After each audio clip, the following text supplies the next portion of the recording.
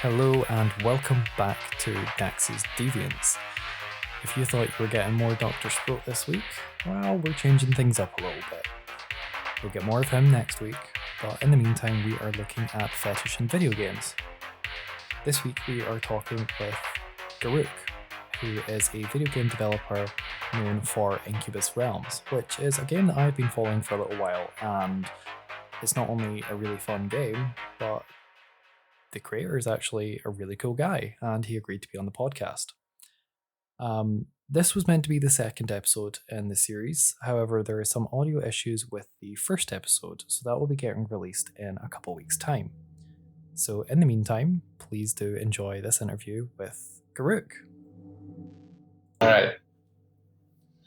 So hello and welcome back to our topic of fetish in video games. Today I am joined by another video game developer who is here to tell us a little bit more about his projects and kind of his experiences within the video game development industry. So, mysterious guest, introduce yourself.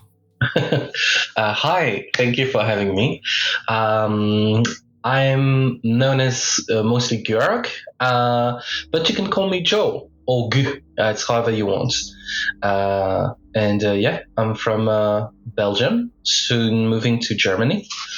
Ooh, exciting. I've been working as an independent artist for like 5 years now, starting my sixth. I was not originally, as you can expect, just working on like a fetish game or gay erotica as all. At the beginning, I was doing a lot of various gigs and just to sort of get the money in. Yeah. As it sort of like decided at some point when I got out of school that I would just like throw myself into being an independent, and then suddenly realized that there's a lot of fees that come with working on your own. That's scary, and I just threw myself in there. Then the finances sort of like motivated me to just do more. Also, it was kind of reassuring to be like, well, no matter how much I earn, nothing bad can happen because it's all official. Before it was just sort of, like little commissions and things like that. After a year or two doing, gigs and all, and having the Patreon growing, I got enough on the Patreon and from, sexy commissions to do only this sort of like erotic, very sexual work in my art. At the time, I started doing a little project that was just really for the fancies, just to sort of like test my skill in coding and everything. It started off as a small visual novel with a few options, but as I discovered more about how fun coding can be, I got very excited and I started this project called Incubus Realms. The game itself is Incubus Realms Escapism, and I also started a comic on the same theme. So, Yeah, I mean, it's so from what I have kind of experienced from Incubus Realms, because God, how long have I been backing your Patreon now? It's been a while. I think it's probably been about 2 years, maybe. I've been backing your Patreon now. So kind of early on, I'd started kind of playing Incubus Realms because I remember seeing it. I can't remember what website it was on, but they kind of gave you like a little test demo, and I was like, all right, okay, I'll check this out. So then that's when I found your Patreon and was like, okay. Oh, that's fantastic. So I was like, okay, so this guy is a very talented artist. And then kind of reading your progress updates and like the fact that it's your kind of first video game, I was like, oh damn, because it's got a lot of detail for someone that has never made a video game before. It is very good, even as a as a quote unquote unfinished product, because I hate using that word, unfinished product. because there's so many finished products that make an unfinished product, and it just feels so cheap to say it, because like, yeah, there's like all of your art and everything that goes into it. To call it an unfinished product is kind of, I don't like it. But it is incredible at the state it's currently at. Thank you. It makes me happy. It's been a bit of a it took me a lot of time to get into it, because I learned them a lot, and like the first couple of years was like just making like a fun prototype and getting more and more into it, adding things, learning a lot of skills on the way, like music composition, coding, all the like making like little figurines of the character helped me like having better consistencies with the character models, and just realizing I could do so much more efficiently made me realize, shit, I had to rewrite the entire code. Oh, no. several times I had to rewrite the entire code, and it really made me feel like, oh, how long have I been working on this? This is not moving anywhere. And thankfully people remind me that no, you haven't actually been working on the game itself only for very recently, because before you were mostly learning and sort of like making this your guinea pig. Yeah, exactly. It's been a learning experience for you, but I definitely see that, like, how far you've come with it. Because I think as a kind of timestamp of when I first discovered the game was when you had the flood. Oh. I think it was around that time when I kind of first discovered you. So that would have been. Funny enough, it's been a spike in productivity during, well, I would say like the year, a few months that followed the flood. I really felt bad for taking like a month or two out to sort of like deal with all the paperwork and trying to fix things at the house, trying to find someone to work and getting the insurances to answer, because they had been flooded as well. Oh God, that was so funny, but not funny. Just sort of like this helplessness made me just feel like, oh, I want to do more, I want to add more, I want to do things and everything, because I feel useless at the moment. And there was a little bit of a spike, and then there was a huge drop, like a sudden drop in all sorts of like productivity. I've been still working. I've been still doing like progressing normally through my works and everything. But at the time, I had to tell people I can only manage so much emotionally, because I was just really not doing good. And I said, like, I need to take the time to do things with how I can handle them. So I'm sorry if I don't post things in order. I'm sorry if I don't always respect the order of priorities for people, commission or sponsors.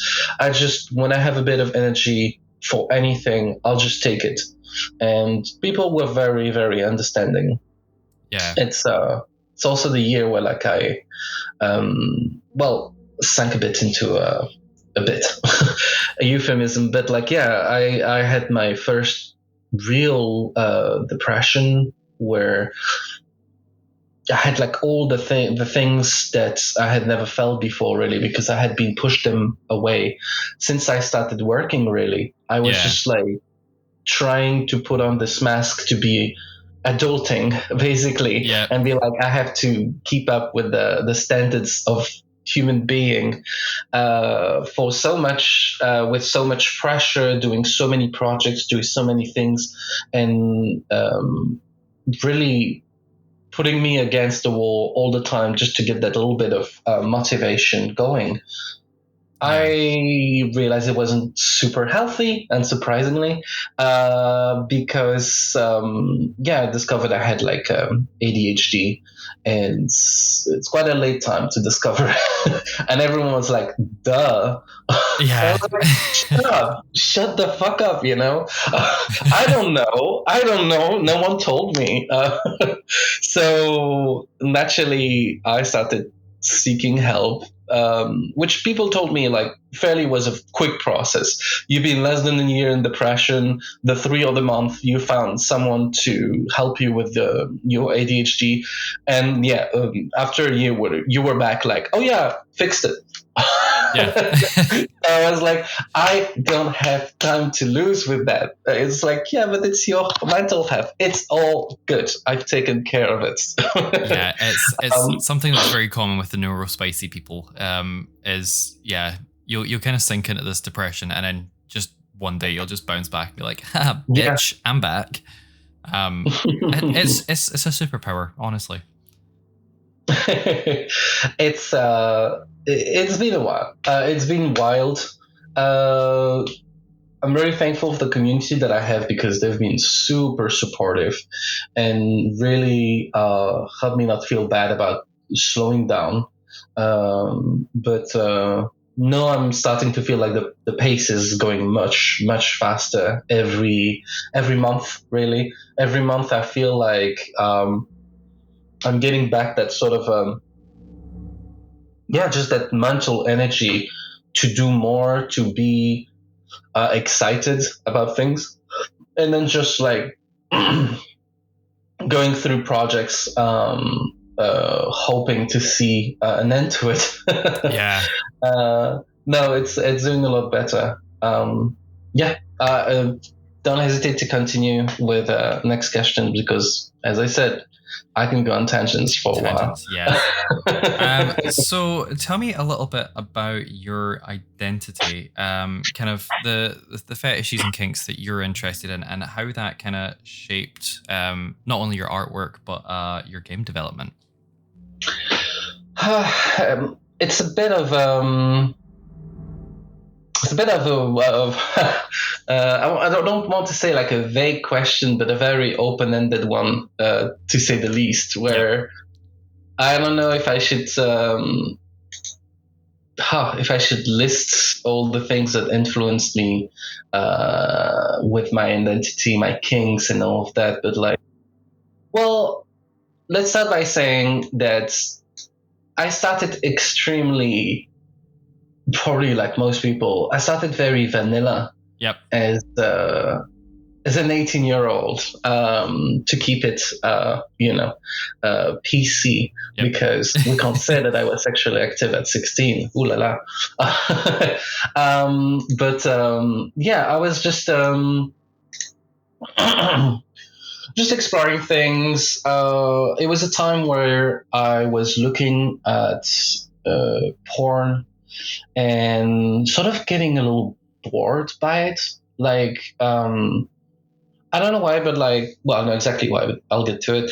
At the time, I was just jerking off to something, a bit like you grab a snack, a bag of chips or something, and then you're feeling sort of like remorse. You feel bad for it. You feel a little bit like a little bit of shame, and you just wonder why you've even got into watching the porn in the first place, because there was you keep trying to rising the level of excitement that you got from that first porn that you watch, but every time you watch more, it keeps you keep hardening your sensitivity to it. It's like diminishing you have to returns. get more and more and more. Yeah, and I was like, this has to stop because I don't want to get on, very dodgy websites to get that kick again and all that. Basically a drug.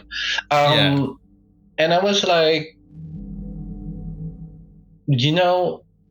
I have this friend that recommended me to check out drawing galleries and things like that. And so I got first on I think it was Y Gallery. Oh god, that's an old website that went down in hell. Most definitely. I started there, and I was like really fascinated to see how people were like exploring their kinks, their fetishes in a very creative way. Mm-hmm. It made me realize that progressively I could mostly just jerk off to, excuse me, the crude term. But yeah, I could just like jerk off to that sort of media, to that sort of content, because it was giving me a little bit more. It was giving me a little bit of context, a little bit of story, a little bit of like personality in the way things were drawn. And it was so much more than just, a quick snack. Not to say there's anything wrong with porn, but, just like food is going to be the analogy today. Yeah. It works That's for fine. everything. That's fine. But yeah, you can't feed yourself off, crisps all day. No.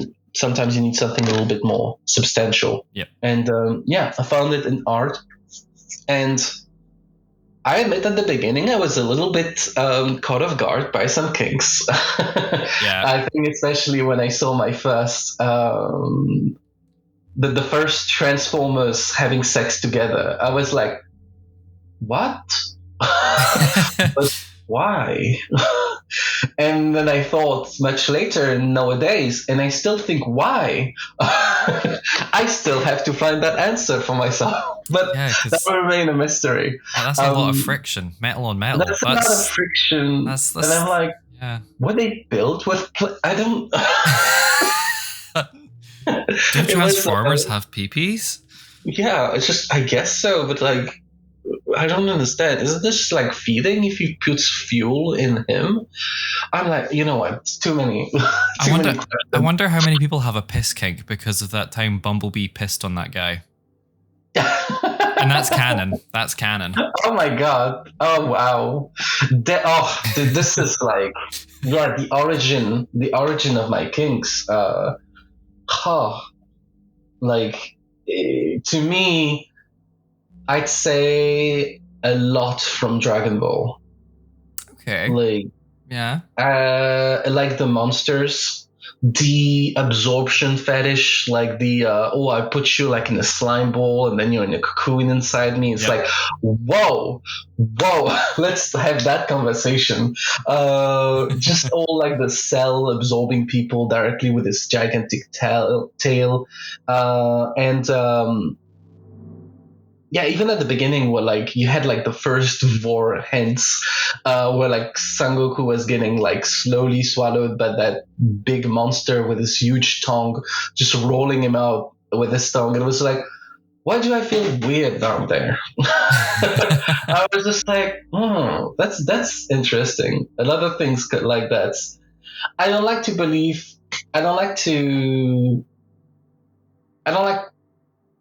the idea that people can have that, it made you like that.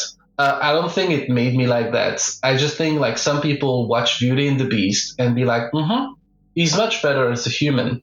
And I'm like, no. And I'm like, oh my god, why is the ending so sad? Why does he have to turn back into a human? He looks like a fucking goddamn twink. I'm like, yeah, no thanks. I don't think twinks are fine, but like they're popular enough. Give me my furry. And that's like, I think it's a revelation. It just like shows what's in there. Definitely for me, my identity is very there's duality between how we're trying to be human, how we're trying to be civilized, and yet how we yearn to be savages, how we yearn to be like a feral, and we want to be treated like animals. That's where you find pup play, which I bet you're familiar with. I'm very familiar with that, trust me. Yeah. I assumed. What gave it away? I don't know, maybe the good boy in your gender pronouns. Yeah. Yeah, that'll do probably it. Just the pseudo. Yeah. Or the fact that my socials everywhere is just pup dax. Yes, well, I noticed. Yeah, that'll do it. I mean, at the beginning, I was just like, I suppose, like on everyone's side, but I was just like, I didn't want to do it, but unconsciously I was kink shaming a lot of things because I could not understand them. But as I worked for more and more people that asked me to draw their fantasies, I had to open up because, well, otherwise I don't get money. I don't get commissions. So I had to open up. I had to understand, like, well, okay, as an artist, I need to understand why you like it because otherwise I can't represent it correctly. Yeah. Why do you like feet so much? Why do you like latex suits? Why do you like this or that? Why do you like impregnation of a man and everything? And it's like, by having these conversations with all of these people, I slowly came to understand that actually, once I put it in my my words, my language, they actually speak to me a lot of the times. Like, to take an example, I've always been a little bit not weirded out, but a little bit like, what's the point of latex suits? I was just like, I don't get it. Well, this seems a bit uncomfortable to put on. This seems really difficult to acquire, and I can't understand what's the appeal. And so I talked to a friend of mine that wears latex suits and told me, well, to me, it's going to be different for everyone, but like to me, you have to put lube to put on the suit, otherwise your skin isn't, glidey enough. And if you're a hairy man, it's going to hurt. I'll tell you that much. And he told me, I'm a monster freak. I love symbiotes. I love like sort of like, goo absorbing things and all of that. And the idea of like a creature making you its plaything, or like, it has to use you in a sexual way. And he says that to him, wearing that suit and feeling all the lube like sort of swimming left and right, and it feels like this a symbiotic creature that has wrapped all around his skin, and that feeling he gets whenever he moves with it really makes it feel like something is constantly touching him, swimming around his body. And I was just like, I can understand that. I can understand. It speaks to me. So since then, I've been quite curious to try it, to be honest. Obviously, a little bit difficult because I'm quite hairy, and it's pricey. So whenever I get the chance, I'll do it, but it'll have to happen spontaneously because I can't make it happen just on my simple wish. Latex is one of these ones where it can be expensive. Usually I would say for people that want to just try it, I would find kind of a store that does like made to measure, or places like that you can try it on. There's a good store in London that does it. They kind of let you try before you buy. I don't know if they use lube or if they use talcum powder. Talcum powder is also a good one for getting in and out. I suppose, yeah. So talcum powder is also really good for if you are very sweaty, because it kind of just like, if you're sweaty and you've used lube. So when I was at Darklands this year, I only used lube to get in and out of my latex. And you don't use lube to get out of it because that would be kind of defeats the purpose. But by the time you take that off after, because like, you'd get into your outfit at like 6 o'clock at night, and then you'd get home at 4 a.m. And you've been wearing latex that entire time. So when you take it off, you are just the slime coming off of you, which is a mix of, your sweat, the lube that you initially used, and then any kind of fluids from other men. Yeah, because like you do get to a point. So I have like a surf suit type latex that it goes just a little bit down my thighs. So and then I wear like knee high orange socks. If you haven't figured out already, my colors are kind of orange and grey. But it does get to a point where you'll be dancing, you'll be walking around, and you'll just feel something run down the back of your knees, and you're like, oh God, what's that? And it's literally just the sweat that is accumulating under your latex, just kind of dripping down. And it's a weird feeling, but it's kind of nice. But I can see that, yes. Yeah, and like if you're looking for kind of places to, get latex, I recommend Second Skin, because that is people that have I shall investigate. Yeah. I'm gonna move also in Cologne, which is quite a big city in terms of gay things, and I'm sure I'll find I'll find some help around there. Oh, definitely. It's interesting because I hate feeling sweaty when I have to walk, when I'm outside, when I'm in the bus, when things like that, when I'm with people. But then when I'm in a club, a gay bar or something, it does not bother me whatsoever. No. Yeah. It's just so funny. Well, partly because you don't have to do a marathon walking around. At best you have to do 3 steps to get to the bar. And if you're lucky, you'll spend the night on the sling. Yeah, exactly. Which has happened. But yeah, it's fascinating how liberating being in that sort of places can be. And I'd love to try it when I'm in a club and see how that feels, because I can only imagine how you both feel at the same time sort of protected by your suits, but at the same time you're as tempting as possible because all of your curves are really on show. And when someone, I suppose, puts his hand on you, you're like, you feel it, even though you can't feel it directly. It's like you have almost zero protection while being protected. It's must be a very interesting feeling.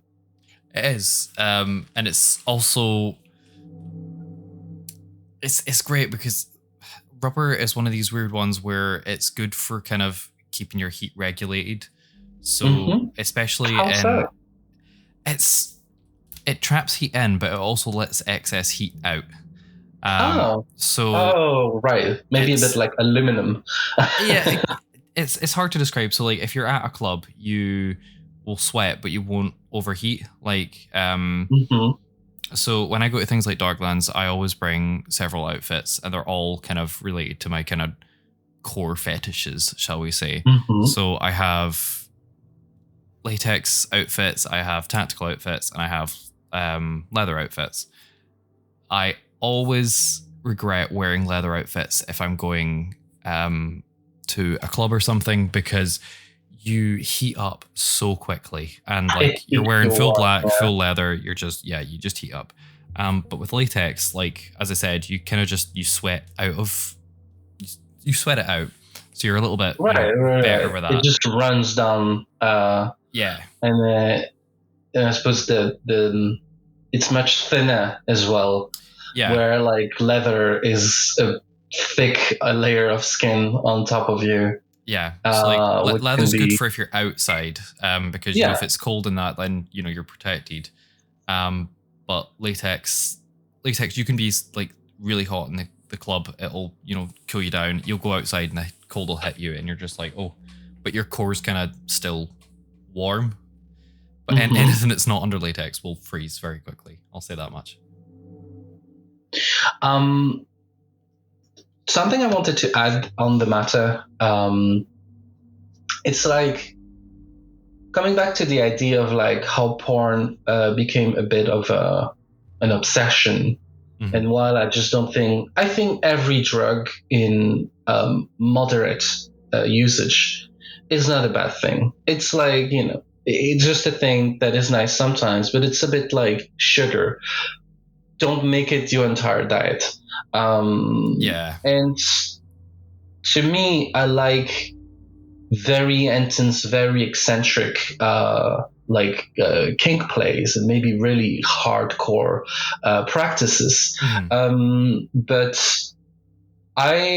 when people play my game, I really want them to get the same level of intensity from having your character being tormented by hundreds of tendrils in an organic contraption. It's just like, oh my god, how must that feel? That must feel fantastic and everything. And I want them to feel the same level of excitement when they first kiss someone in the game, like the first time they kiss Rohan or like just Anthony. I want them to feel like, wow, this is just as intense. I want to see both, basically, and I want to really show that when you take the time to build up to something, you really set up the stage, put a context around what's happening.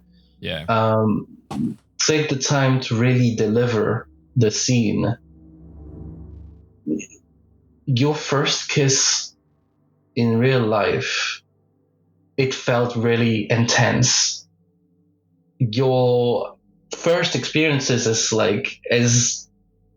mundane as they might be, have felt like really way more intense than how maybe you're taking your, I don't know, like 1,000 hip thrusts in your between your your cheeks and everything, but you like it as well, and you wouldn't go back to something too cheesy or too simple. Maybe you would, but like I don't want people to sort of like set like a hierarchy between those feelings. I just want people to be able to be like, well, you know how it's like people put in their fetishes, like holding hands, a kiss, taking a shower together, sort of like as if it were a kink, like a really intimacy as a kink. Intimacy as a kink, which it always makes me giggle, but it's true. It's like to the people where that is inaccessible, it is the best thing they want. Like I remember when I was younger, I had my first not boyfriends. They were like one night stands. They just wanted like to have quick sex and everything. I was 18. I had a lot of like frustration because I wanted a boyfriend. I was very happy to have some sex, but like I wanted to feel the love and everything. And like at this time, getting fucked or fucking someone was like, it's okay, but taking a shower with someone, like sleeping with someone, waking up with them in the morning and taking a little shower, having them like scrub your back and everything. I had that for the first time with my first boyfriend. I was like, this is the best. And that is what I want to do with the game and how it shapes the thing. It's like, I think as long as you have to work a little bit for something, when you get it, and the way I really describe how it was something intense for the character, they will feel a bit of that, at least I hope. And just off the back of that, can you, for people that don't know about Incubus Realms, can you give an introduction kind of to that? I don't know how far I should go, but so Incubus Realms is my main umbrella project, right? It splits into a few comics, and the main thing is the adventure game. And I also have like other projects that I want to work around. That's a big umbrella thing. But the project itself is called Escapism, as I mentioned. And this is well, very, I want to say objectively, it's a point and click game. It's an adventure game. It's a role playing game where you find yourself in a cell and you just have to find your way out. And that's just how it starts. It's like starts very simple, like an escape game where you have to just sort of find your way. You get a lot even if you don't do anything because, or like if you do things wrong. My mentality for this game is really like, this is a role playing game, a real role playing game, or like, if you want to be mean, if you want to be clumsy, if you want to be perfect, or like you want to really do everything right, you'll be rewarded for any routes you take. Yeah. Because this is not about punishing the player for their actions, but punishing the character they're playing in a sexy way, if possible. Yeah. It's so you start your journey in a cell, you're trying to escape. It shows a lot of options that you can like type in. You can really just be creative and say, well, maybe I want to lick that, which is became a bit of a branding gag, where the first thing I was thinking as an interaction for everything was like, what would happen if you lick it? I was like, let's be able to lick everything. And yeah, so it started with senses, then declining on like the obvious actions and everything. But like, yeah, sort of just like having like a dungeon master watching over you. They will describe what happens if you do this or that. And sometimes if you do something stupid, they will make sure to take note of it and tell you. Yep. And yeah, so you don't have a clear objective, because I want people to sort of make up their mind about what they want to do in there. Either they want to stay locked in or they want to escape. That's up to them. But like, something's going to happen regardless. If you stay locked in, small spoiler, I'm sure everyone tried it by now. Sorry. If you stay locked in, what's going to happen is that your other jailmates are going to be taken away, and you're going to stay there, and you're going to be taken to being milked several times until sort of fungal biome around you keeps growing and eventually takes you over. At this moment, it's a game over, but as you probably read, I want to try and get rid of all the game overs, because all the game overs are just like not meant to be. You transform into this creature that is just like the guardian that you see at first.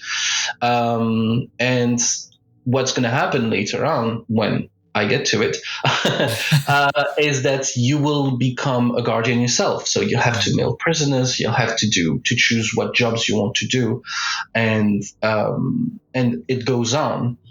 People told me, yeah, but what about the other, the other regions and everything? I'm like, I want this to keep like a very dense game, not start spreading out thin and just having something where it's linear, you jump through hoops, and So the small presentation, it's a game about having fun, trying to escape, being captured again, finding people along the way that you might want to help or might want to put at a worse position than they were before. And you find some phones, you find some rat folks, you find some humans, you find some monsters, you find some gnomes and some goblins and some weird stone snake golem thingy, which I have yet to name properly. And you discover that the whole sort of makes sense, because I want the player to not feel like this experience is being crafted just for the sake of giving them sex scenes, but that it's like a living and breathing organism. Like everything that happens and everything that is happening has a reason. It is like a history behind it. Just like, so I'm sprinkling a little bit of lore left and right. I have tons of pages written on it, and I would say like maybe you get like not even 1% of all I've written about it in the current demo, because I don't want exposition. I just want it to be visible, and I just want it like when you talk to a character, maybe if you ask the right questions or interact with the correct keywords, they will tell you a little bit more, but only if you want, because I don't want to like shove it down in the player's throat.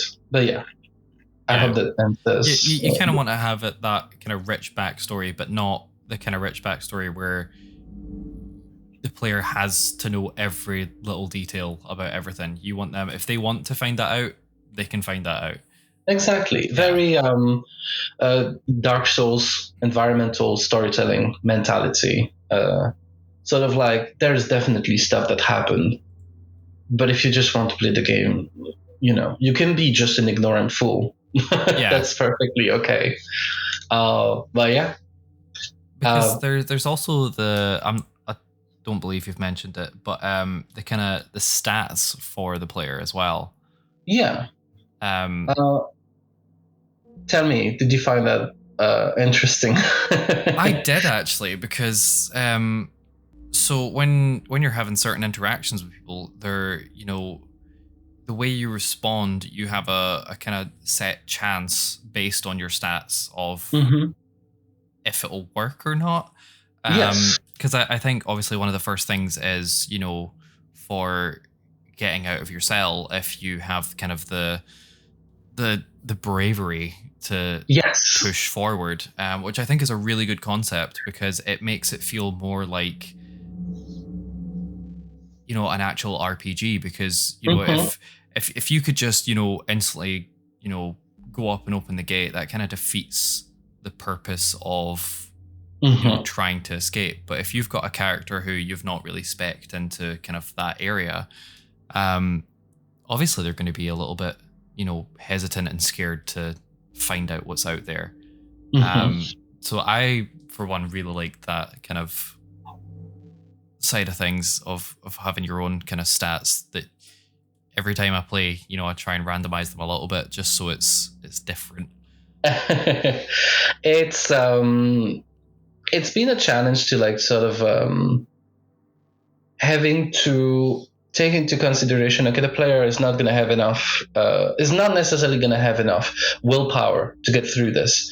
Or maybe they didn't give any points into perception, therefore their ability to observe is going to be limited, and then I have to spend a day sleeping very quickly if they want to observe more and all of that. So I had to really make sure that any sort of build would still be possible.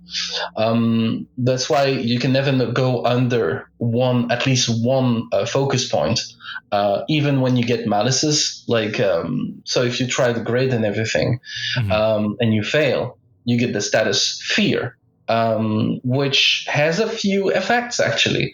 Not only does it decreases your willpower, but it also makes you weaker towards ghost encounters, specters, and all of that. So you might have noticed, oh, that's weird. I get like a lot more ghost encounters when I get, the status fear. The problem is that the ghosts have sort of this like exponential problem where once you've been bred by one, they sort of like inseminate your soul with this concept that they exist, they are real, they are trying to get into your world, and they can take a part of you, which is some people would call your soul, and play with it, and sort of like put these sort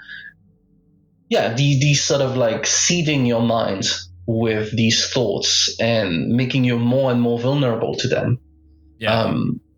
Another thing, you have an opportunity at some point, I'm not going to say from who. You probably find out. You have the opportunity to have the soul of someone in a bottle. And if you just want to have that bottle empty because I want my bottle back, I need my bottle. It's pretty much like Zelda. You want your flask back, you want your bottle back to put some other things in it. Yeah.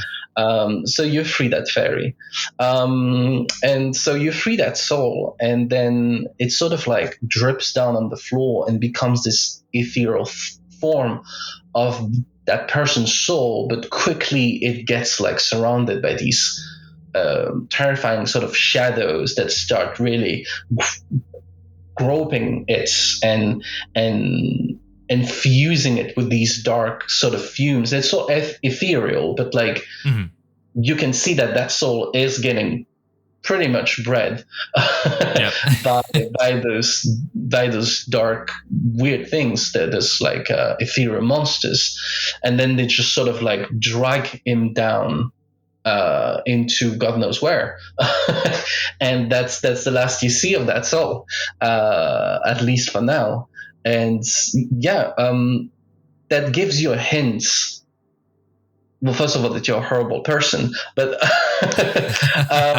that gives you a hint that like there's more going on in the space that you are. There's like, it's way different than the outside world, the human realm, as they call it. Yeah. Well, definitely.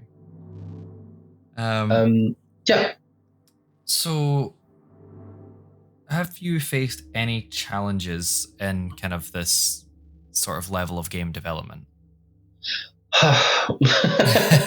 Apart from the floods, obviously. Well, yeah, definitely the combo flood, depression, ADHD.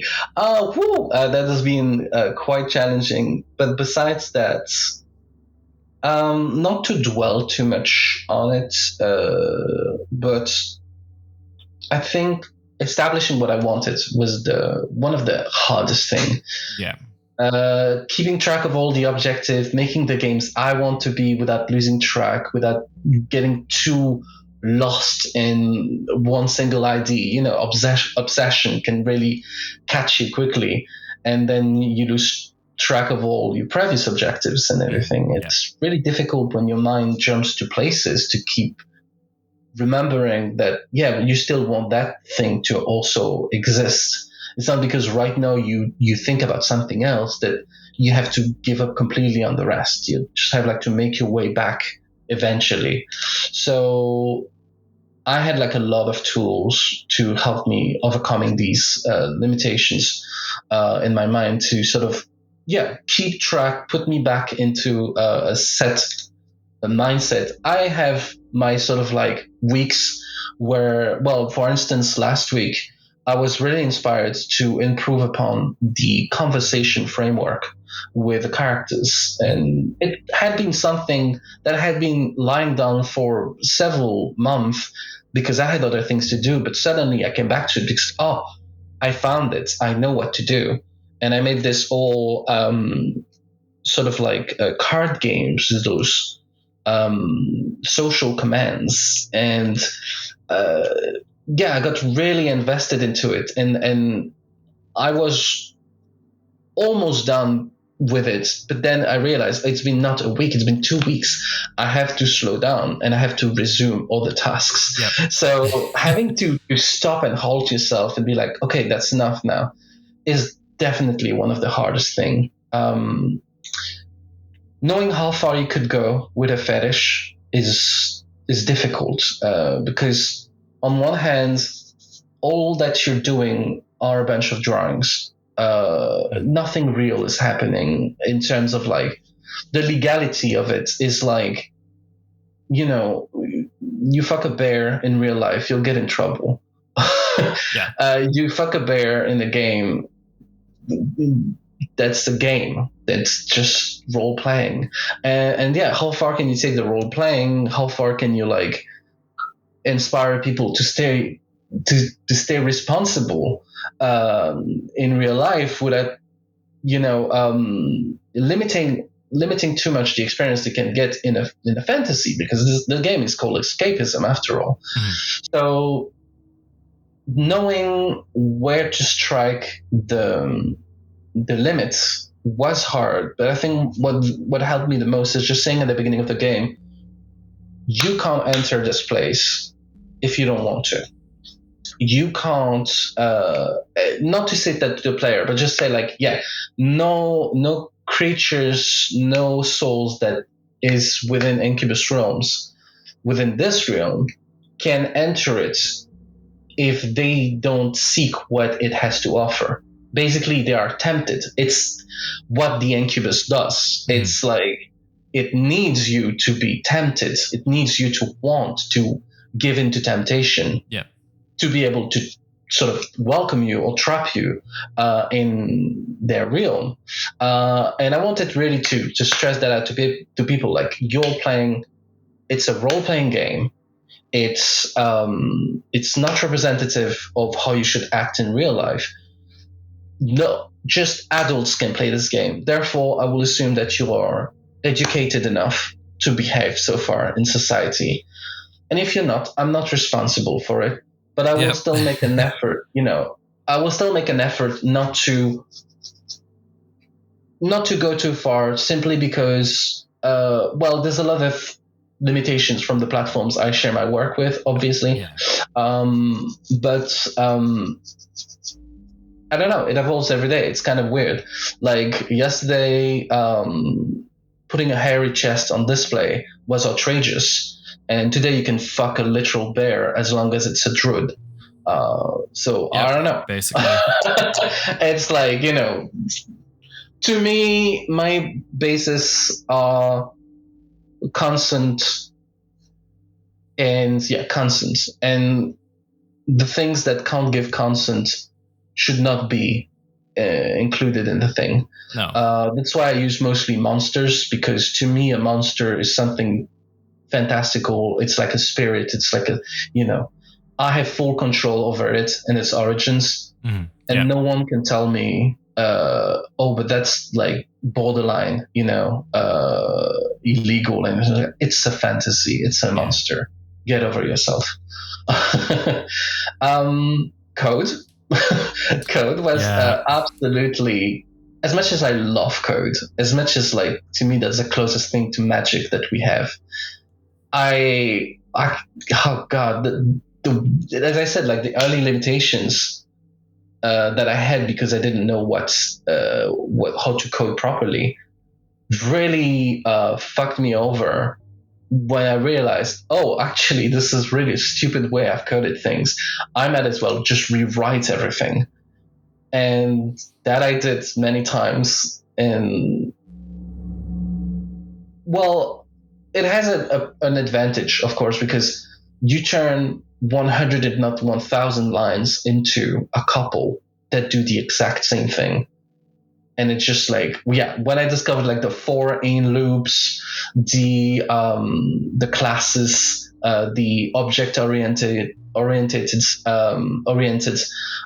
programming, all of these notions really sort of like came in together and made me realize I can make so much more with so less, wasting so much less time. Yeah. I suppose this is an obvious one, but like, doing everything by myself is, as you could expect, not the easiest, because you have to change hats so often.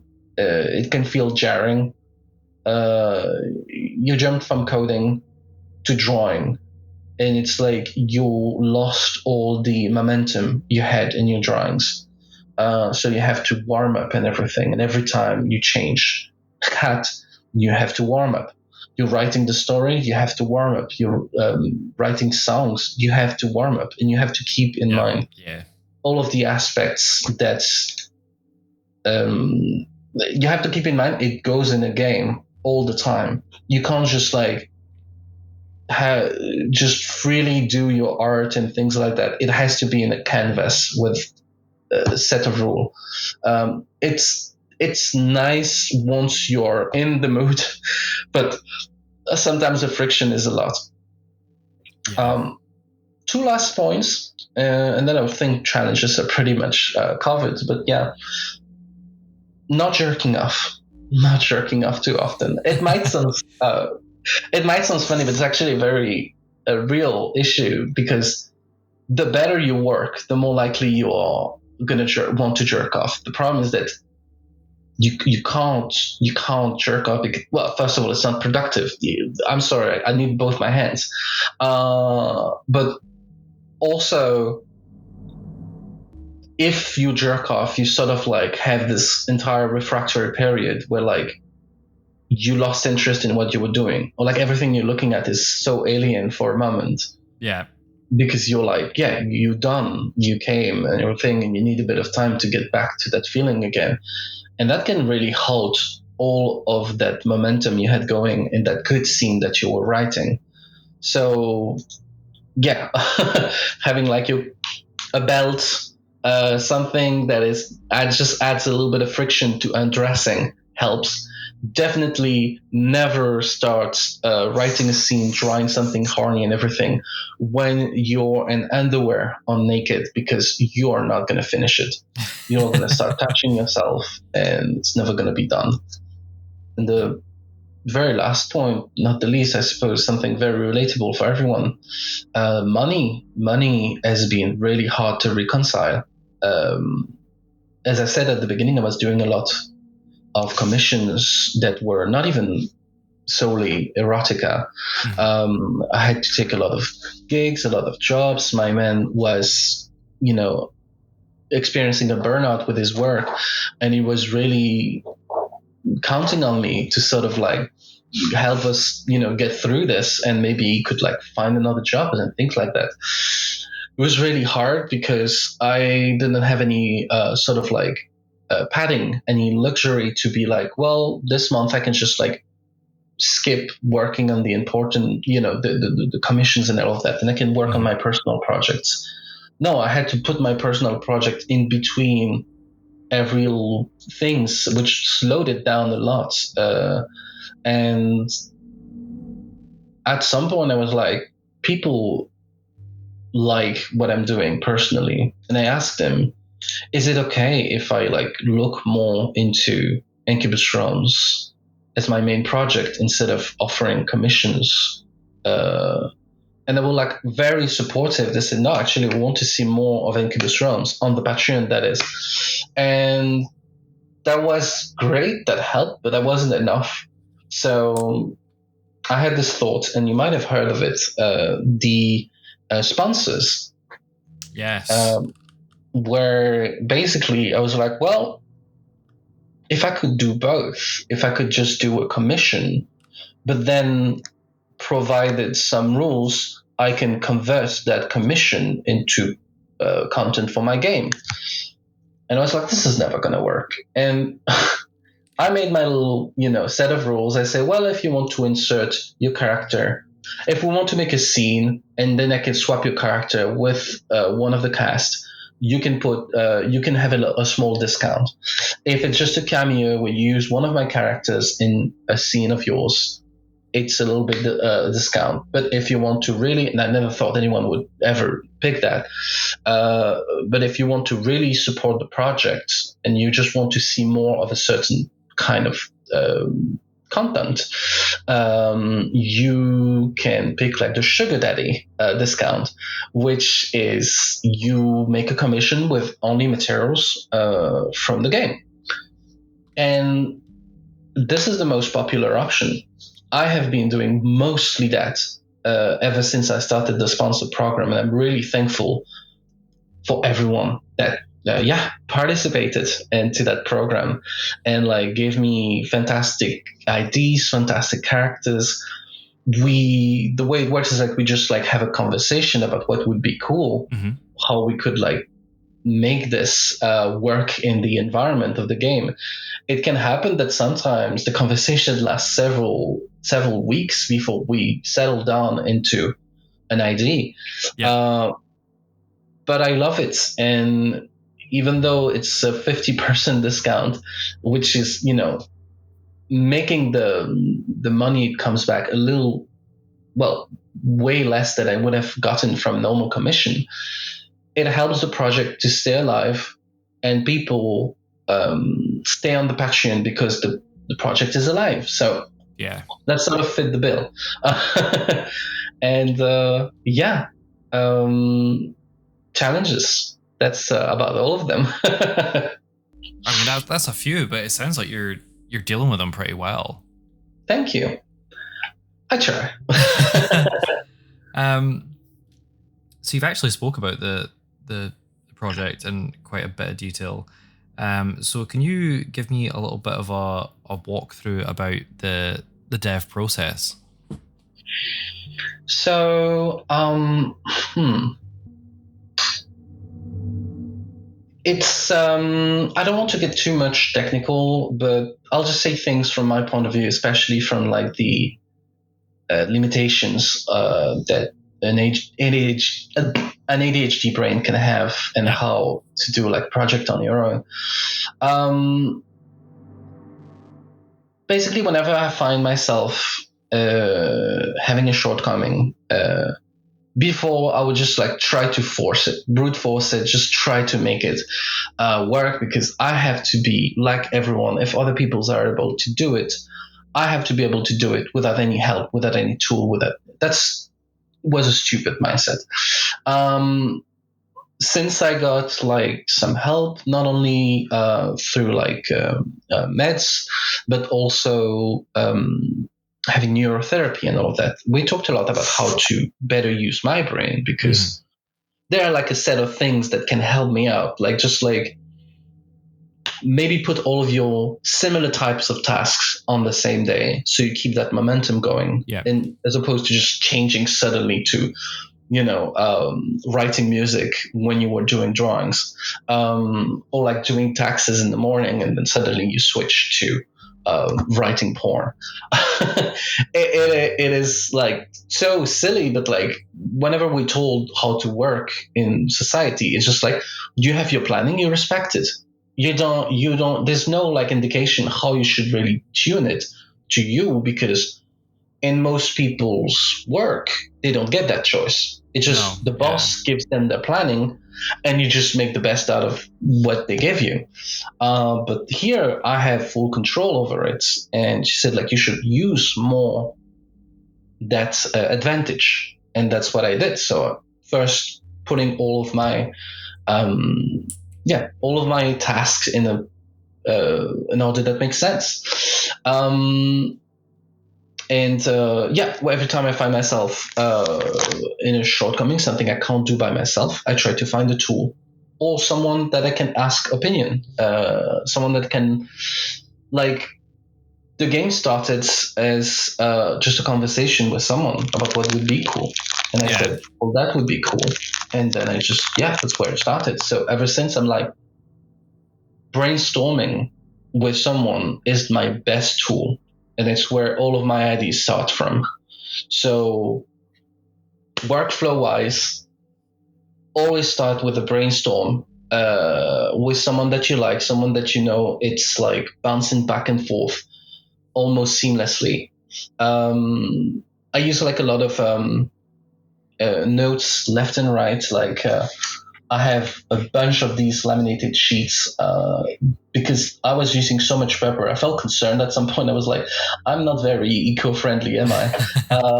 So I decided to use these laminated sheets with whiteboard markers, so that it's like I don't have to feel self-conscious about wasting paper. I can just wipe it away once I'm done.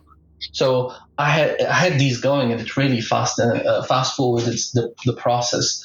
I have so many notes about like how even like the code should work, just like putting down the thoughts just on paper gets them out of your head and makes them obviously work or not. Like either you think, oh, that idea is cool, or when you see it done on paper, it doesn't work. It was better before.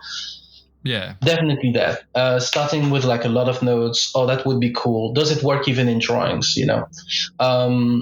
Then taking it to a cleanup program, like I don't know, like any sort of mind mapping tool. I use like Notion and Miro, for instance. Okay, yeah.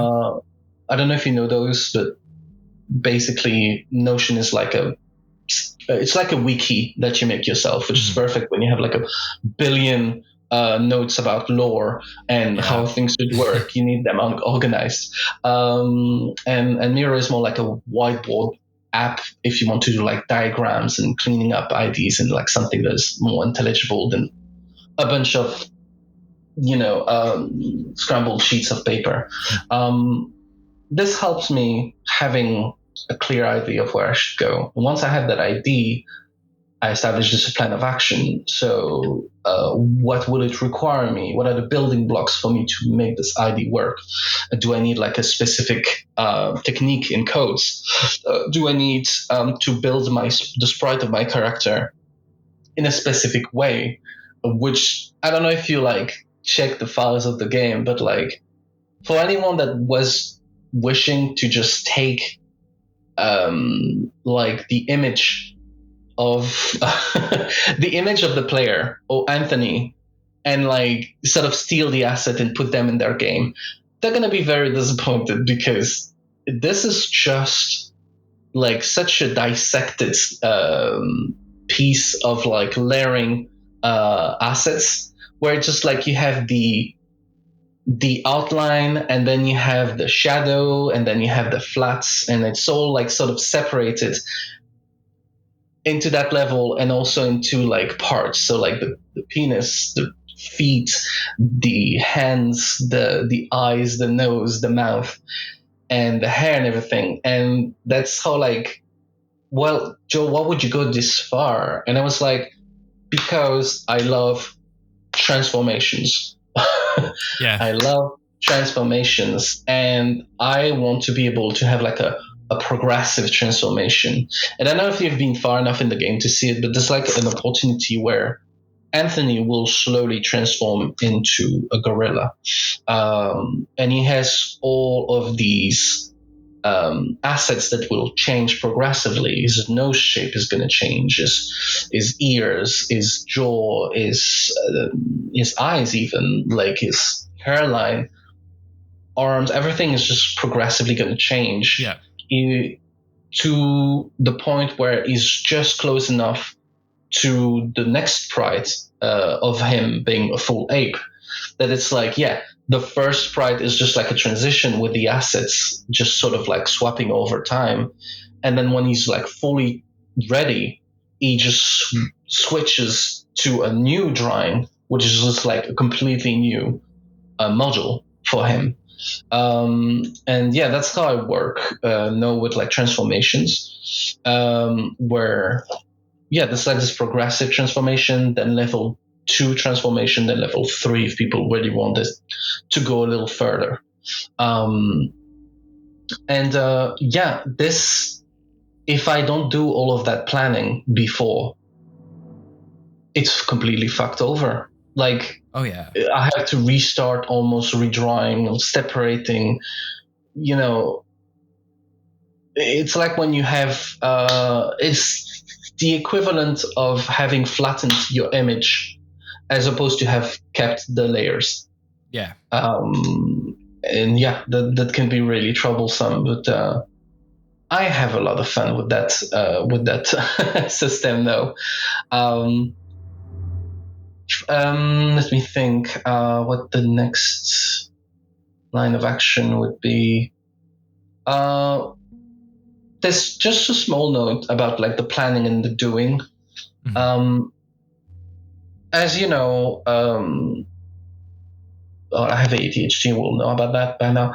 But like, I've noticed about myself that like planning and doing at the same time, like just starting to do something and doing it as you're thinking about it, that is not going to work. That is just the sure way to make me realize that there are so many steps ahead of me. I lose all motivation, I lose all focus, and I just don't want to do it whatsoever. But I know that I love speculating and I love talking. So what I do first is that I do that. I just like plan on how it should work in theory. And once I've removed all the friction, to give an example, I want to start drawing the scene where Anthony's dad is getting fucked by the Were Canine gang. And sorry for the spoilers. I can't just start that project like right away. Like, let's open the canvas, let's just draw. Because I'm going to draw, I'm going to do 10 dogs, and they're going to be that one dog that I've learned how to draw. And then I realized there's no variety. Why are they all the same race? Why it's just like I'm going to realize that there's no substance in what I'm doing. It's just I do things on a mechanic level with what I have already in my head, but that's not enough. So what I do is like I do a lot of research first. I go on Pinterest, I find a lot of pictures of dogs that I like, I put them on the sign on a big board. I do the same with like maybe how I like anthropomorphic transition to go on, like, oh, I like how they've done their werewolves, and I like how this one is really cute even though he looks still very human, etc., etc., etc. Once I have all of that, I can start working in peace. I can just like, this is part of the work, but yeah, I'd find that very important to do. And yeah, once you have all the parts, one of the best thing that I've done for myself is taking notes of how I've done it. Because if I'm going to have to do it again, which is going to happen, I'll have to do it again. I don't want the result to differ, I don't want the result to be like, well, what is it different, And also I don't want to redo all of that legwork for no reason. So I do templates. I do pieces of scripts that can just be swapped from a character to another. I do flowcharts where all the steps of how I should do something are listed down. And sure, it takes a bit more time to do once, but it's a one-time effort, and it can make you go so much faster. Yeah. And last note on how the game development process works for me is that I definitely am the worst at promoting my work. And that is really important to do when you're working on something and you want to keep the project alive. But it can be so difficult to put everything into like a pleasant bite-sized post that fits every fucking platform's regulations. And there's often so much I want to talk about that it's just all, I don't know, like a bottlenecked in my head. Yeah.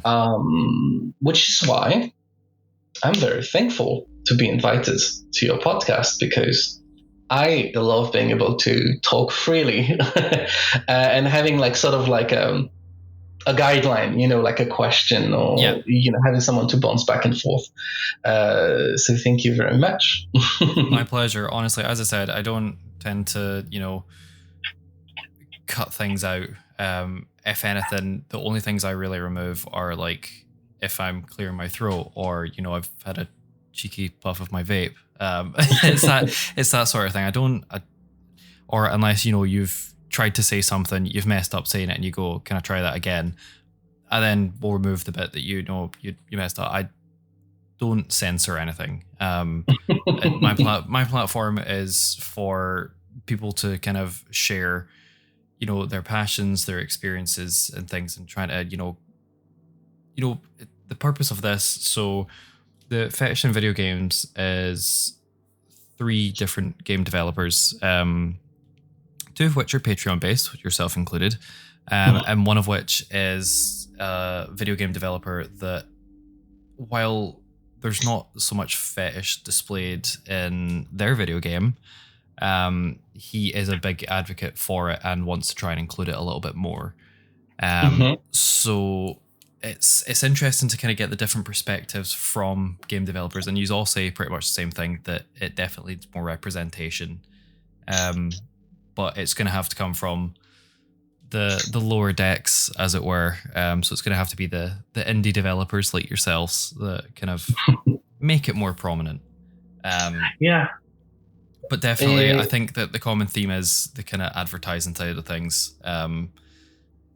you're very busy with the making of the game that sometimes you forget that you need to kind of promote it so people can experience it the way that you want them to. Yeah. But like I so get it, because I'm very not like I don't like to be social, but I like being on my own. I like doing my own thing for a while and only show it when it's ready. Yeah.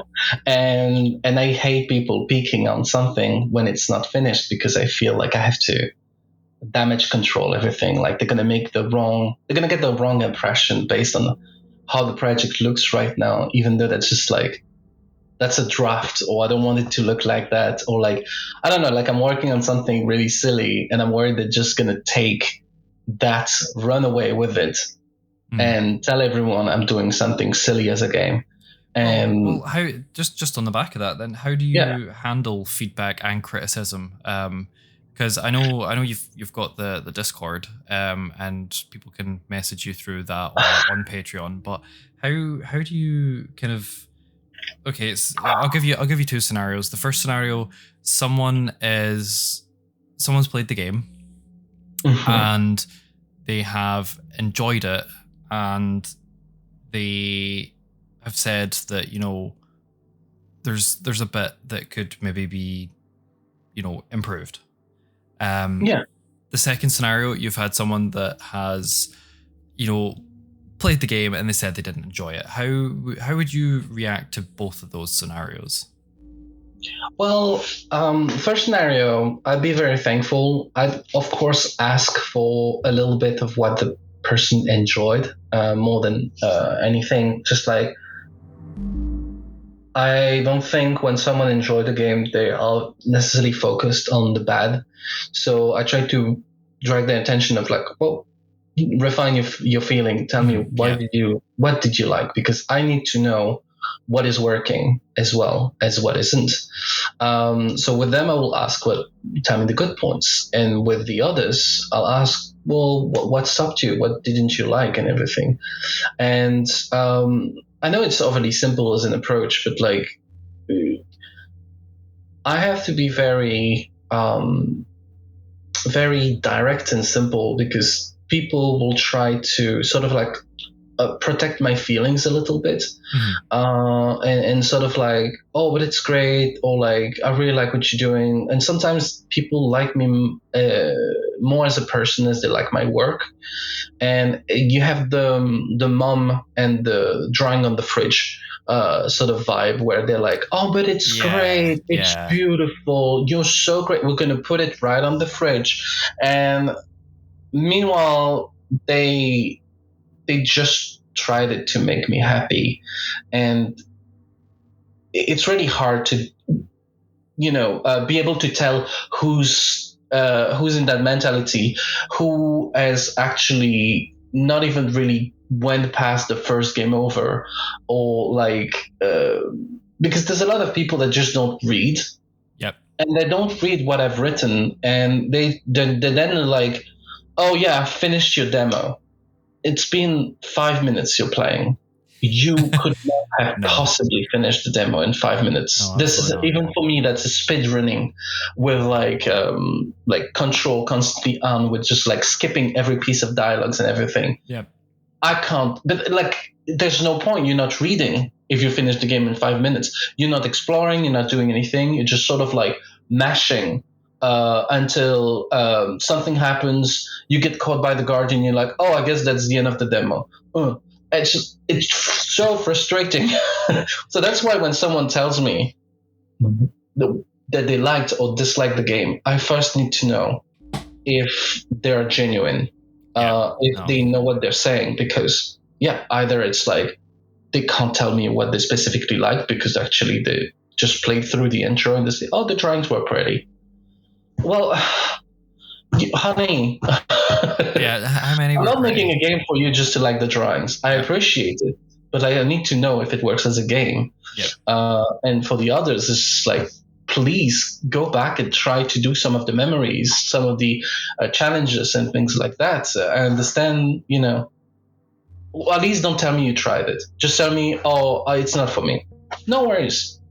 But I have a lot of people that I can go a little bit mad about because they come to me and they take this sort of I'm a critique. I'm gonna give you like the conversation that's gonna help you out.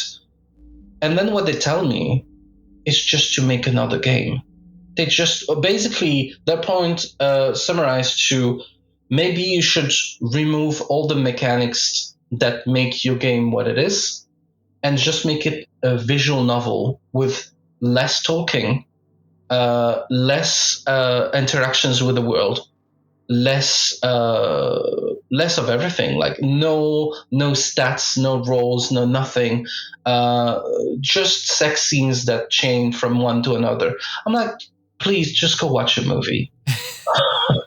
This is just God, or like read a book, just this is a game. I want some mechanics. You're not even criticizing the mechanics or how they could be better. You're just telling me that you want another game, that you want something completely different. And while if someone told me, I'd love to see you do just a visual novel without all the mechanics, just to show off how you can write, that would be so much nicer. That would be. I would actually listen. I would be like, oh, well, yeah, maybe I should try out once. But if people just tell me to stop what I love doing and do something else without any constructive approach to fix what I'm doing, just break it and start again, what do you want me to take from that, Yeah, it's not really helpful in that sense, is it? It's kind of a waste of your time and their time because they've basically just... Yeah, I think 90% of the critiques resume to that, and there's a little bit of also of people that are like asking when the update is, which is not a critique, but it's just like, God, like there's a lot of message like that. And amusingly, it's always the people that don't pay for anything, get it for free on itch.io, and complain incessantly that I've given up on the project and that the project is dead and everything. I'm like, just take a look. Even if you don't want to subscribe, take a look at my Patreon page. See the recent posts. See how many there are around Incubus Realms, and stop. Stop lying. Stop spreading lies. Stop being like guilt tripping me into like thinking, oh shit, you're right, I haven't done anything and all of that. Not everything is going to be a playable update. Sometimes I'm working like concepts that have to be finished completely before being in the game, and even when they're in the game, there's a lot of things that are already coded in the game that just don't have the content yet to make them work. But this is so heartbreaking when I post an update with all of that background work, and people just like, oh, just added a couple of new rooms and I suppose a conversation. That's great. I'm like, and I put it in the changelog, but I say like, it's not visible. I'm sorry. Be patient. You're getting the game for free. People on Patreon are way nicer than you. Why? I mean, there is only so much you can do in those scenarios. You're gonna have people that are gonna, love the game and support you and want to continue to support you, and you're gonna have people that are just gonna, be critics, and they're never gonna be happy no matter what, because it'll be those people that are kind of being like, oh, when's the update, are going to be the same people that when you do, the version 1 release, are going to be the same people that go, oh, okay, it's all right. There's no pleasing these people. And that's just the unfortunate way it is. It's just going to be like, what's in it more than the demo? Yeah.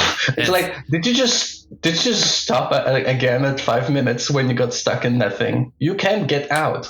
It's just. It's just probably the same people that said no to the initial, question, like, "Are you okay with this?" No. Oh, okay, that's the demo over. Okay, that was great. I completely forgot about this question at the beginning. Yeah. But yeah, it's one last point on the how I take feedback. I would say there's a lot of people that are very constructive and all of that. This, not to say, but most of the time it's more of a conversation than, hey Joel, I have to tell you something. I have to critique your game. It's not so formal. It's all like, oh, I love that what you did, but like maybe you should add this, or maybe fine tune it because it was a little hard. It's sort of sprinkled between conversations with a very friendly vibe. So I sort of struggle to see it like as a proper critique per se. Mm-hmm. But yeah, it just there is something that can be a little bit difficult sometimes when I get critique, is that I have two sort of like opposing camps of people that want to make the game way more vanilla, way nicer, way gentler, because they don't like all of these fetishes and they find it a little bit too graphic. And on the other end, the people that want me to go even further in the violence, the depiction of that, like really they want to take it to another level. And it's hard to explain to people that I'm actually striking a middle here, because to one group, I am the extreme. To either group, I'm going on the extreme. To one group, I'm way too graphic, and to the other group, I'm not enough. I'm a vanilla bitch. There's no happy medium, though, is there? Yeah, it's just like this is my happy medium. Like this is where I'm in, and I'm happy to be there. But like, yeah, I just tell to people, like, I have to explain them. I'm not depicting. I'm not encouraging anything like raping. No. Taking advantage of someone's like dubious consent and everything. It's just like, when I'm depicting a fantasy, I want to have fun depicting, like I said before, like I want to have fun depicting a fantasy. This is escapism. This is like role playing. This is not the real world. You should have fun. But I'm not encouraging this practice, all the practices. As I said, like sometimes it's so specific to a situation. Mm-hmm. You can't blame me for encouraging you to put a fungal spiral cock in your begging phone jailmate that has been filled up by 18 guardians before, and like, oh, maybe I should make sure I have like full consent and everything. Like, it's a game. It has to go fluently as well. Yeah. I'm not gonna like describe every time that, yes, you saw in his eyes that you had consent, but just to make sure you've written it down and he signed it up, and you had made sure that everyone saw it, so that you also knew you weren't manipulating that person. And it's like, at some point, suspense of disbelief. Try to just assume that everything is fine. People here are just like giving into temptations, having a nice time, even when they seem like they have, a conflict of interest. Like, sure, you might want to escape and save your friends, but at this moment, that cock feels really good. It's kind of the conflict of interest. Like, you have to. It's not about being abused. It's about giving in to the pleasure, and yeah, you have to keep in track your goals, and not give in to those things. So people see that as like, well, this is taking advantage. It's not. And also, I want to say to people, like, I don't know why whenever there's sex, people are held to such a strict standards when in any other video games, torturing, killing, stealing, manipulating is just the core of the gameplay.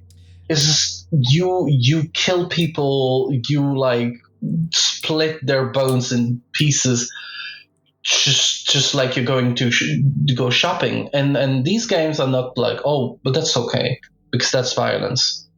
But like suddenly a little bit of like sex and people are like, ooh, it has to respect like a strict code before you can, show that. I don't like that. It's actually a common theme you're bringing up here. Is one of the other guests has said, pretty much mirrored what you've just said with in a lot of video games and that you have it's kind of like the trinity. You have drugs, you have violence, and you have sex. That is kind of the trinity. You get these in video games and you get them in movies. Movies are happy to do all three, but video games, they only seem to focus on the violence and the drugs. Mm-hmm. So in a lot of video games, we'll use Fallout for an example because we were talking about Fallout earlier. In Fallout, they focus a lot on the kind of violence and drug side of things.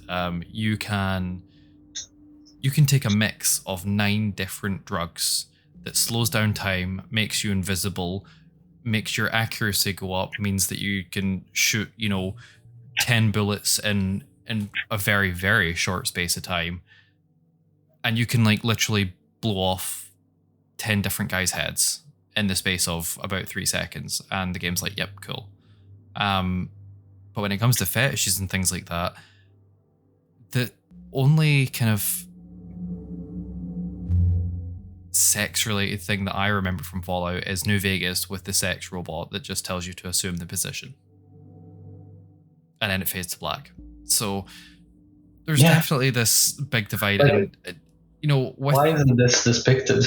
Yeah, it's like with the modding community, because we all know what the modding community is like. Yes. They're all horny little gremlins. With the modding community, they do add in this functionality and they remodel things and they allow you to live out your fantasies and that. But the AAA game makers don't seem to understand that very well. So they release a game. I mean, I was saying this to Dan, who was the last guest, with Resident Evil 2, the remake of that. Within a couple of hours of that being released, there was already a nude mod for the main female character. And that kind of shows you the dedication of the people that play these games. Because I do get the feeling that this, AAA game makers, they don't really want to focus on, the sex side of things. And I think they think that it's not a wanted thing. But then with the modding community, you can clearly see that the demand is, it's so. I think it's mostly a problem of like censorship, where we want. Okay, I'm gonna slightly political, not really, but mostly like little piece of history about like how. Notably in like the US, people want you to join the army, but they don't want you to be a faggot. So naturally, they're gonna put censorship on anything that is sexually deviant, because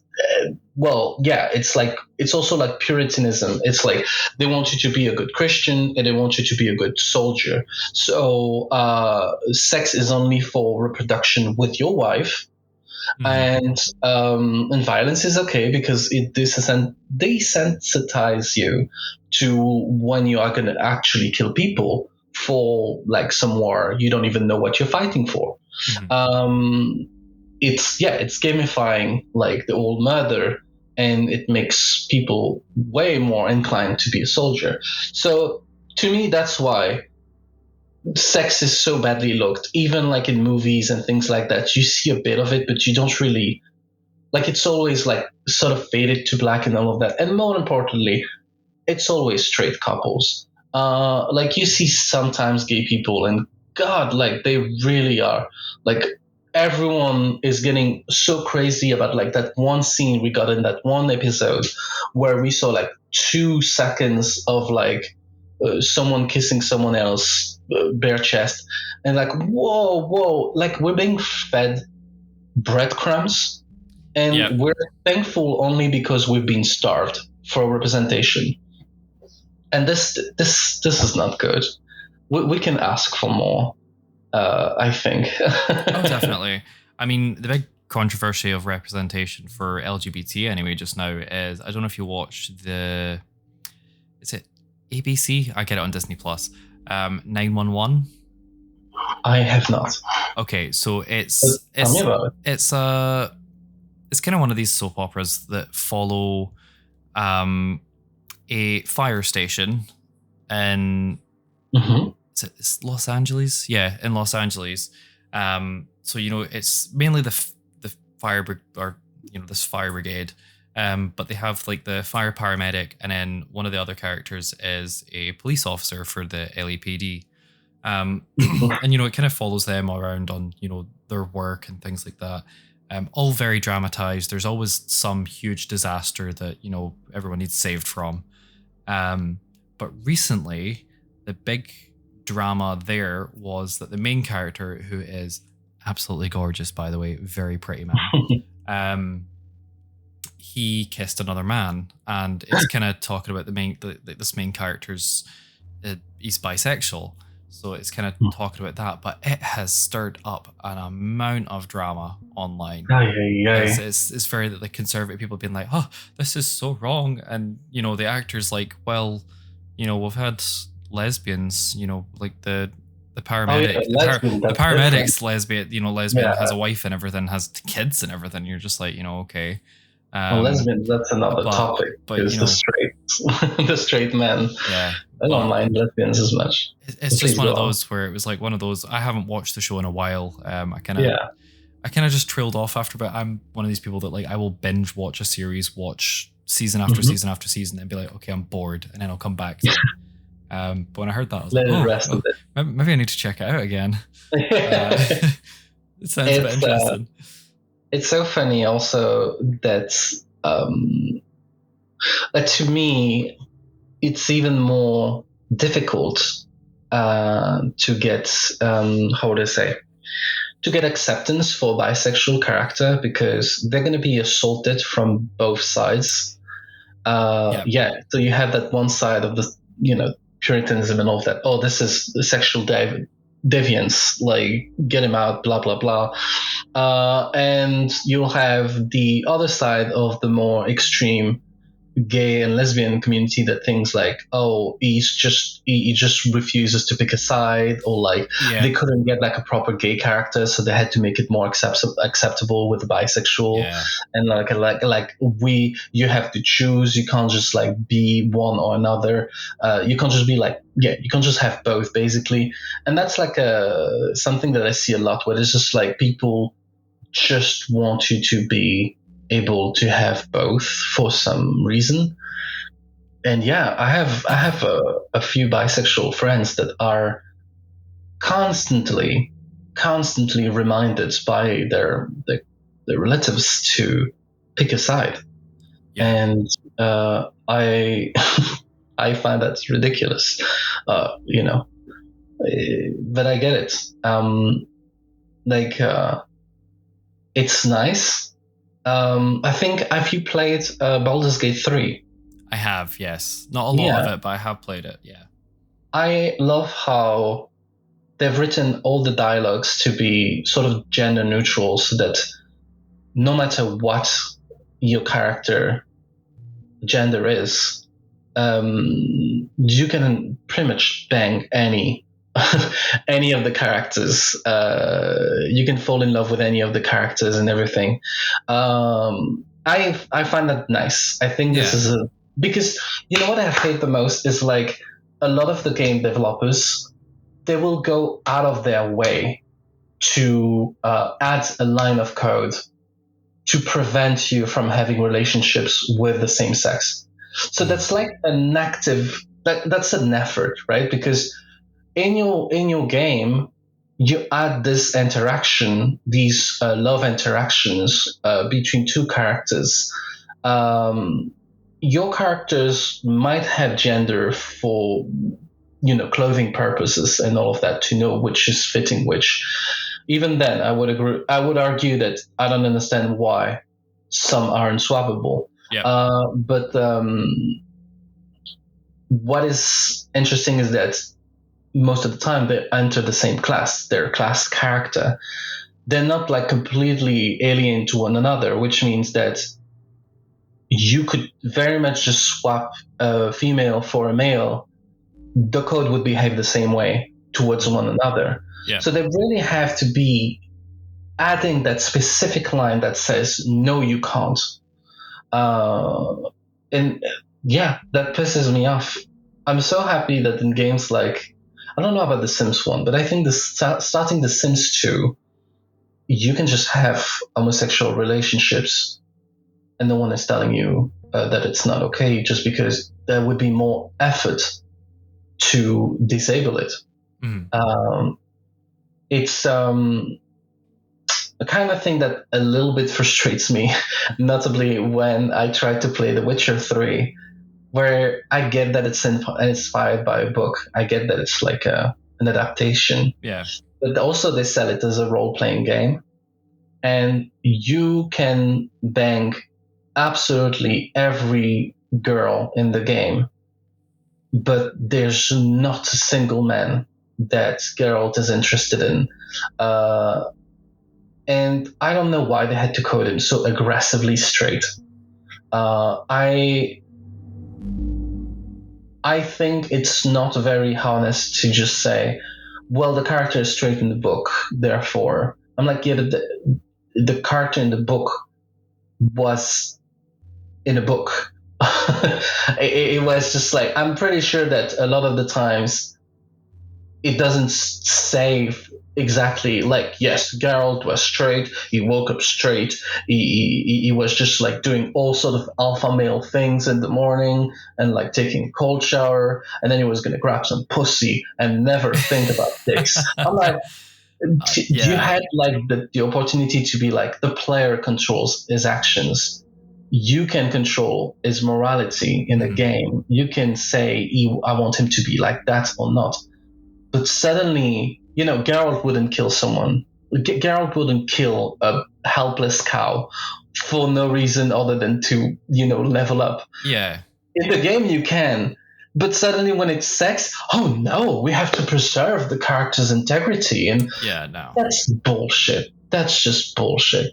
Also, like, the representation of gays in such games sometimes is really dramatic. You have one gay character, and you're like, oh, he's represented nicely, he's cute. Well, except they use that trope where, like, it's do you know the trope called bury your gays? I don't think I do, no. Well, you've basically bet me to my next question anyway, which was the representation in video games. So yeah, sorry, I went completely on that. I suppose it was inclined to it, anyways. Yeah.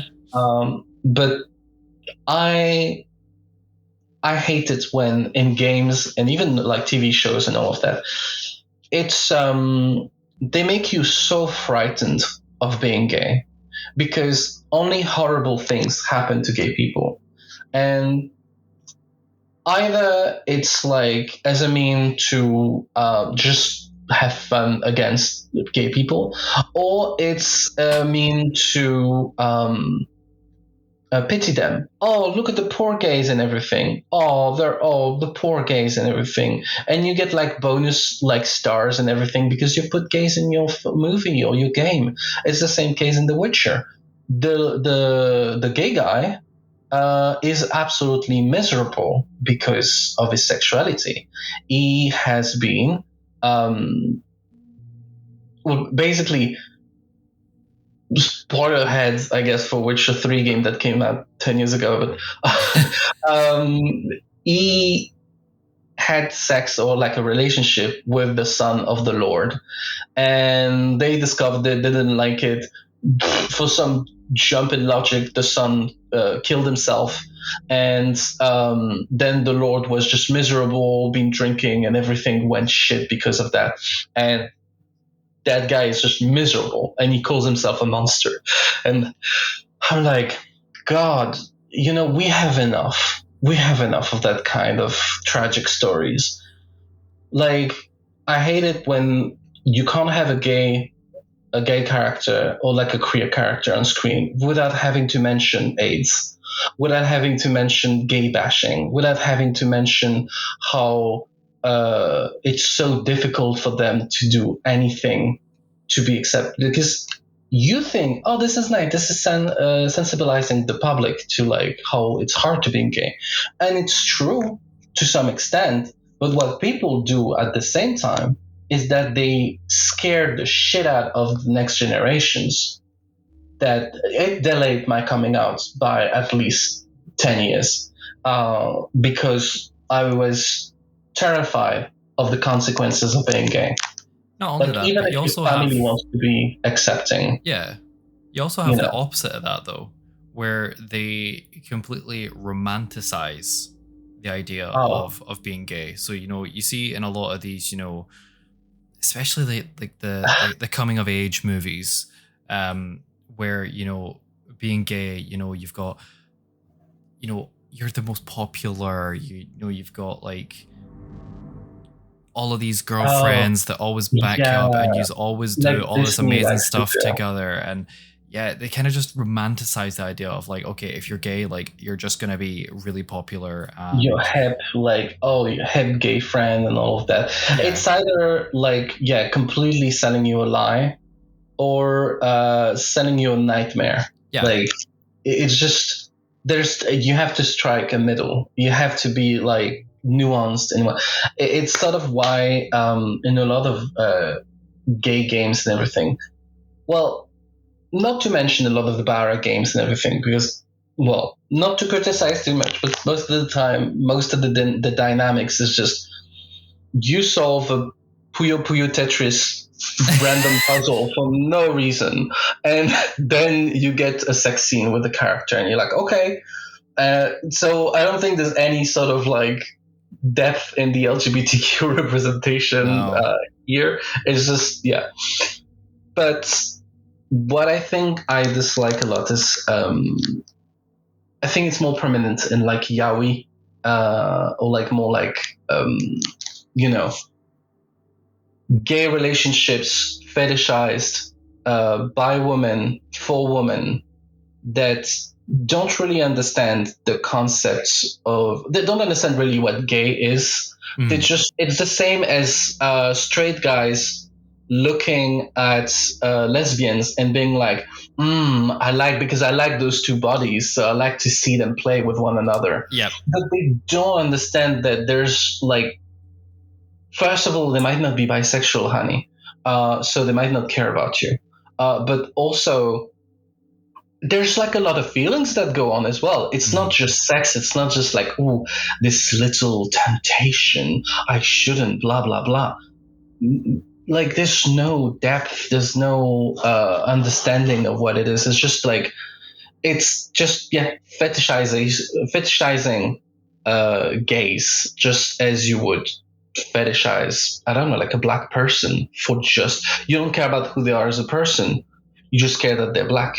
You don't care, same for a gay person. You don't care who they are. You just fetishize the fact that they're having a gay affair with someone. I don't know.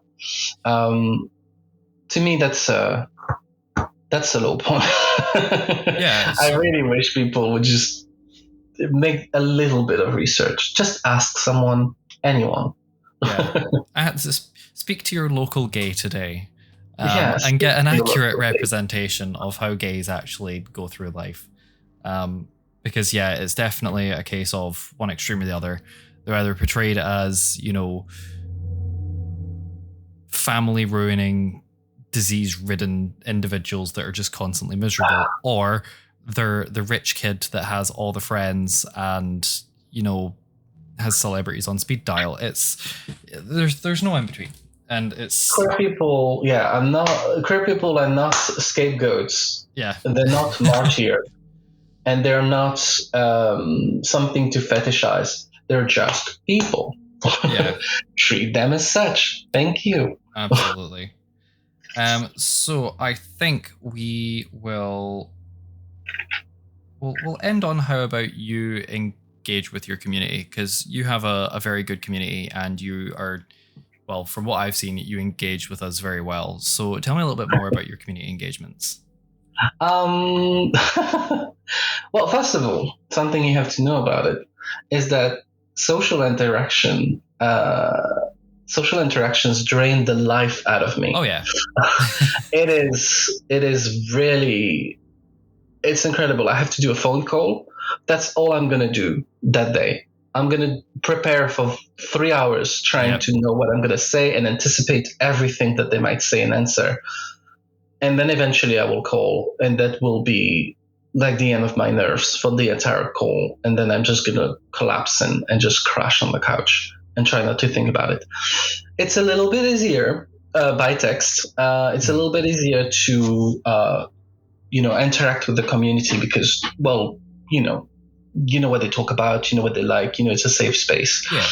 And so I started the Discord, and I was really surprised to see how people were inclined to talk and share what they like. I can't say I do too much besides listening to what they would like and trying to do my best to keep the place safe. Like I know there was like a lot of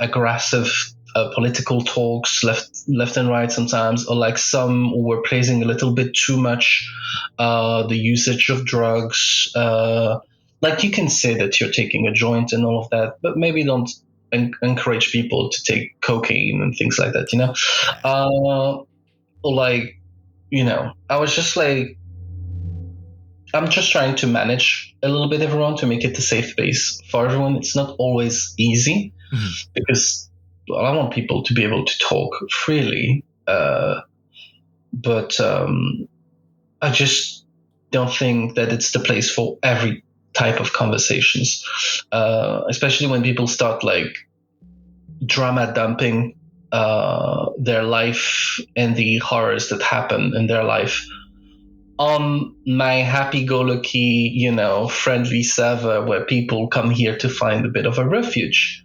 Yeah. I'm like, you need to find someone, like an intimate space where you can share that. You can't just like drop it in here because you're going to seriously bum out everyone. They're going to not know what to do. Not everyone is capable of taking that sort of drama dump.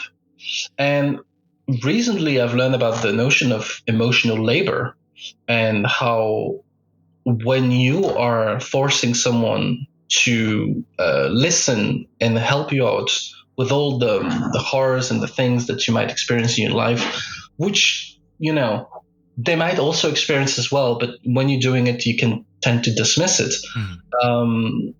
They make you work a lot. They take a toll on your mind and everything. And people that come on my server, I like them to chill.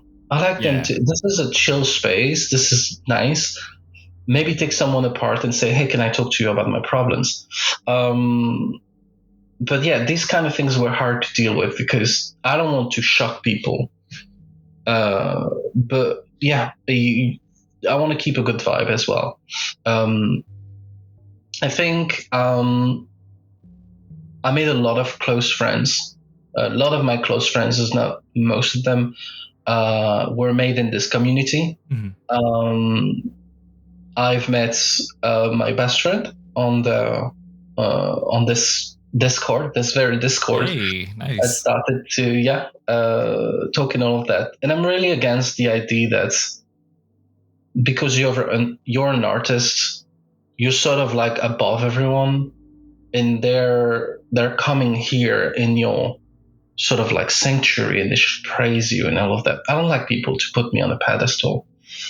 I I just want to talk to them like, yeah, they're equals. Everyone is an equal. Just because they don't draw doesn't mean they can't talk to me. Just because they don't have any, I don't know, like fame. I don't have any fame, but you know what I mean. Like, just because they don't have anything under their palmarès or like any achievements that are recognized, doesn't make them any less of people. And I know it's like obvious, but like the amount of times I went to talk as a fan to someone, and then I've been really disappointed by the attitude of the artist. It was heartbreaking. Like, it made me never want to speak to other colleagues a lot of the time. I really struggle to come up to them and say hi, because they just answer, so yeah, here are my commission prices. I'm like, I just wanted to have a chat. Yeah. And I get it that it's your work, but can you also be a person? And you can tell me if you don't have time to be a person, but just treat me like a person as well. Just say, hey, sorry I can't answer, but it's just really difficult to use this mailbox as anything other than work, you know. But if we check each other on conventions, or you may catch me on a stream, I'd love to have a chat with you. I don't know, something like that. Any sort of effort to make me feel like a human being, as opposed to a plebeian minion that is begging for the Lord's attention. You know, it's really diminishing. Especially, it's so funny because I don't always come at them with my pseudo Ghuraok. But when they discovered that it was Ghuraok talking to them, suddenly they changed tone and everything. Oh my God, it's you! And all that. What does it change? Yeah, it shouldn't change. It shouldn't change. Like, why? No, I'm like, we're on the same level of social, circles, and it just is really frustrating to me. Yeah, it's understandable. I definitely feel like people, especially doing interviews and things, people speak to you differently when they realize that you have an online platform.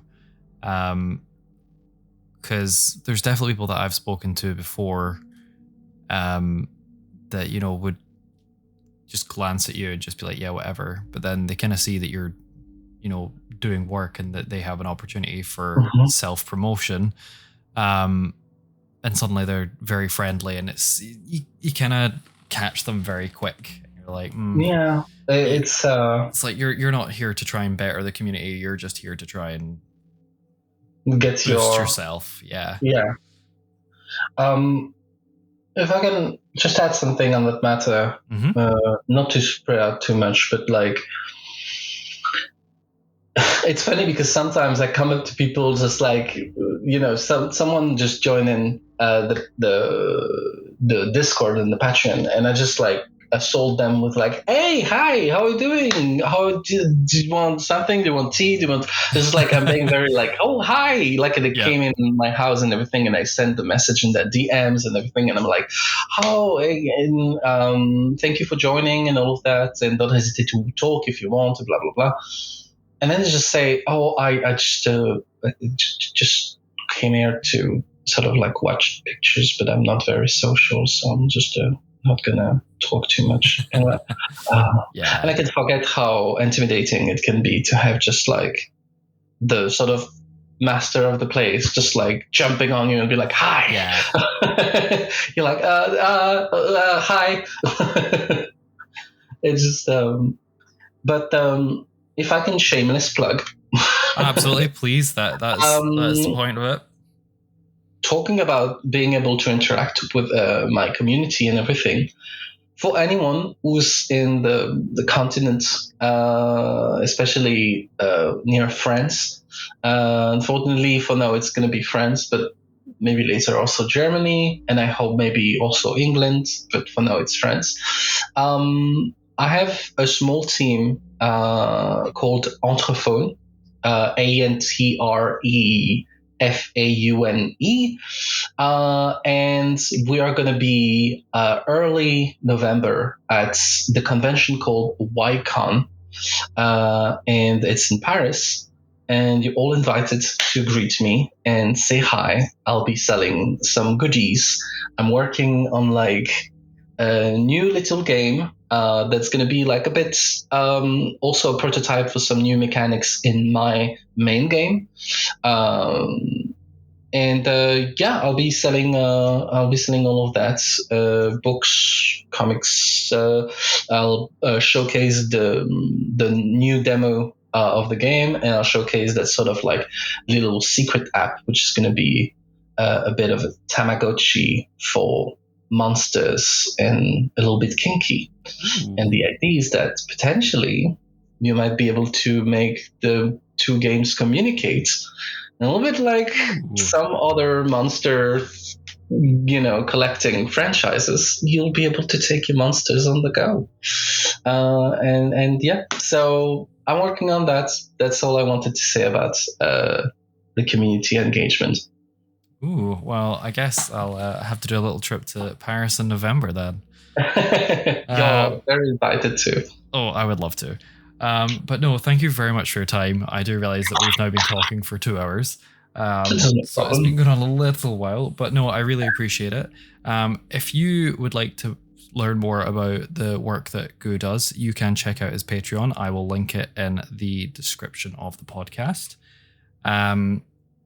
I really recommend you check out his art, not just his art, but also his video game that he's working on, Incubus Realms. It's something that I have played and tested, and I'm very excited to kind of see the direction that it continues to go in.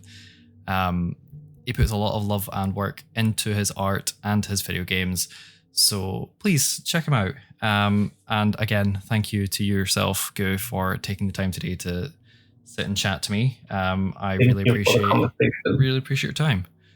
It was really nice. All right. Anytime, really.